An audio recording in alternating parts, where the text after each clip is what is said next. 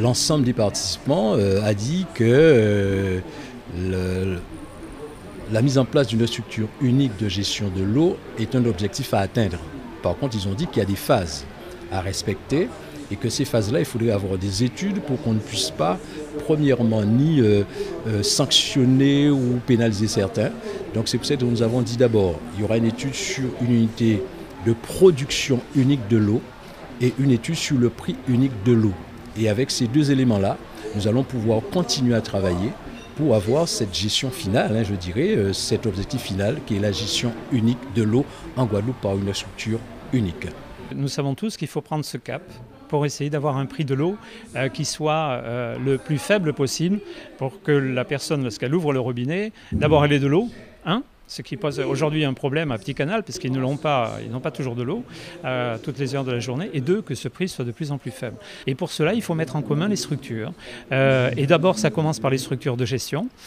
C'est ce qui est en train d'être fait, enfin nous y travaillons, dans la ligne de ce qui a été décidé en commission départementale de coopération intercommunale, qui est le parlement de l'intercommunalité.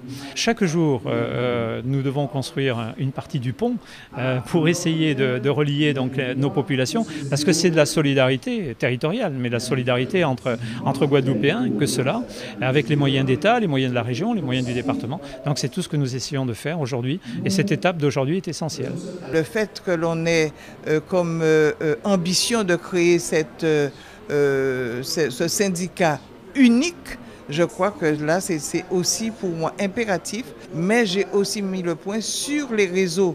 On dit qu'on perd 60% d'eau, donc dans une production de 100%, de 100, on en perd 60, donc ne sont livrés que 40 litres, par exemple sur 100 litres. C'est inadmissible, donc il est urgent de faire un état des lieux, et au moment où on va repenser les programmes opérationnels de l'Europe pour 2014-2020, il est urgent d'identifier le besoin de façon à pouvoir négocier et obtenir un financement pour l'amélioration, même pas l'amélioration, mais la rénovation du réseau de services d'eau.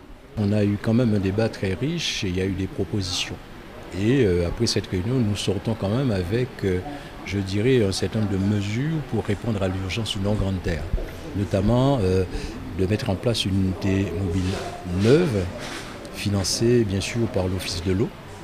Ensuite, faire une étude qui devrait aboutir avant la fin du mois d'octobre pour le problème des canalisations, parce qu'il y a une perte importante. Si on veut augmenter la production, il faut agir aussi sur les canalisations.